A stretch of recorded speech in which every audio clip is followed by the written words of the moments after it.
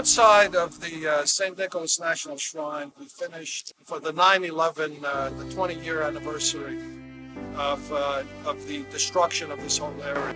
The interior component of the church will be ready sometime in the second quarter of 2022. The Patriarch will be here on November 2nd for what they call the opening of the doors. So he will be here for that particular service.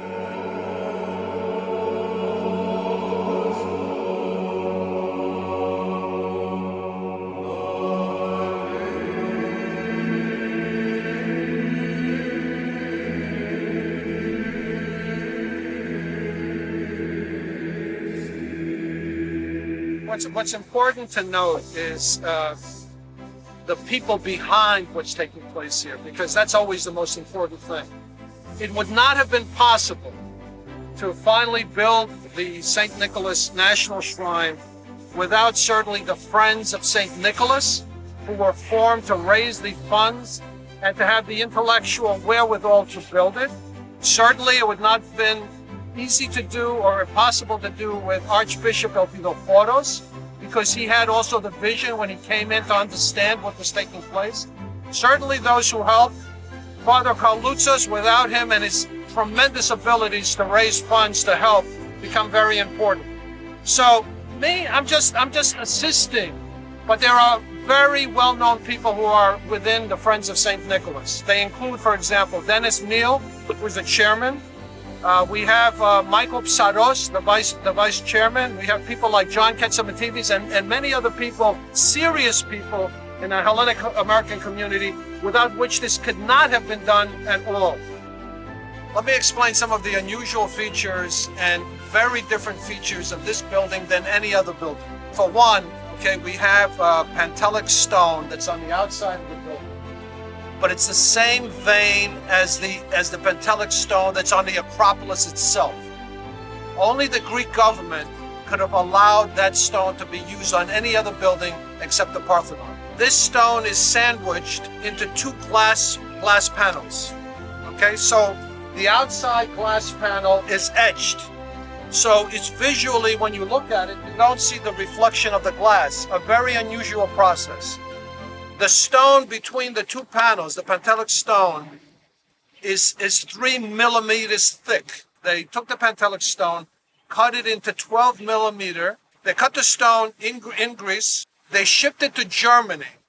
The Germans then sliced that 3/4 inch stone into two pieces. They milled the stone down to 3 millimeters thick, which is less than 1/8 of an inch. It's like this, okay?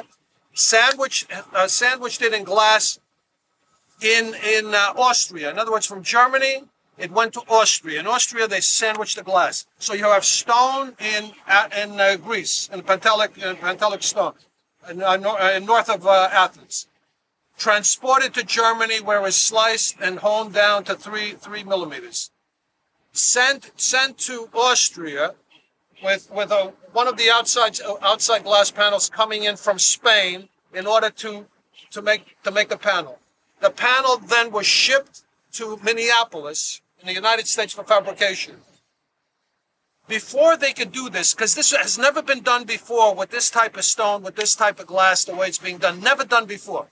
Before they did that, they had to do special analysis, structural analysis for freeze-thaw cycles, because here we are in Northern America, so you have freeze-thaw cycles over here, so there's structural issues. And the whole concept is this: why so thin stone and why glass? Because there's lights behind this rain screen, which will light up in the evening, and this building will glow. The dome is also blast-proof. It has 40 skylights, and it has quadruple glazed special glass that could only be made in New Zealand. So the glass was made in New Zealand, brought over to Canada, where it was fit together, and then brought to the job to put up. What is the significance of some of these things that we're talking about? Number one, 40 skylights. The Hagia Sophia has 40 windows. I don't know if conceptually they thought of it this way, but it's very important for people to understand historically.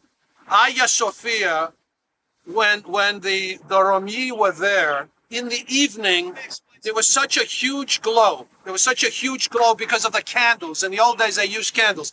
There was huge glow that you can see the Hagia Sophia all the way down to Bosporus because of this glow, okay, that the church had. So this is similar. This is going to glow in the evening.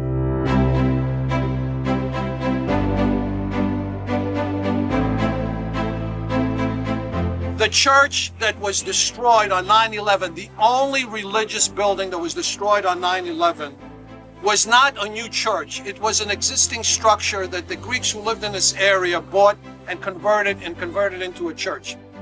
This area here was known as Little Syria. Little Syria. And the reason why they called it Little Syria is because during the Ottoman period, Syria also included Lebanon. So when we say Little Syria, we don't mean that the Syrians were here, but the Lebanese Christians were here. And the Lebanese Christians, as we know, are both Maronites, which are Roman Catholics, and Orthodox, the Lebanese. So this area was a combination of multilingual, multi-people, many Hellenic people, Lebanese, etc. It's St. Nicholas Church. Of course it is. It will always be an Orthodox church. But it's also called, and they're calling it, the St. Nicholas National Shrine. This particular building is also a cenotaph, a monument to those who died. Almost 3,000 people who died on 9/11. So for people who don't understand, this is a monument to those who have departed, who are not buried here. Obviously, you're going to allow during the day, not want to have church services, etc., for other people to come in, to light a candle in memory of their people who died, of all faiths, of all religions. And some people have a problem with that, but there's something wrong if they don't comprehend what we're talking about. This is, as you look at it, it's almost a church on a hill. A church on a hill, because we're elevated. There's a park behind us, and down below is the reflecting pond where all those people are memorialized. This is the church on the hill that will glow. Of course, it's an Orthodox church, but it represents humanity, mankind, a cenotaph, okay, which is what this is all about. It's a great, tremendous thing that we should all love. This is to a certain degree also a Parthenon on the hill. Not only does it have the feel of Hagia Sophia, quite frankly, but also is a Parthenon in it. Now, what was the Parthenon? The Parthenon was the temple of Athena, the Parthena, okay, the Virgin. But what some people don't realize when they think of the Parthenon, they think of an ancient temple. They don't realize that the Parthenon was also a church for the Panagia for 1,000 years, more years than it was a pagan temple. So this becomes very important because it ties in also intellectually into what Calatrava was thinking about when he designed this particular church. He was thinking of the Parthenon.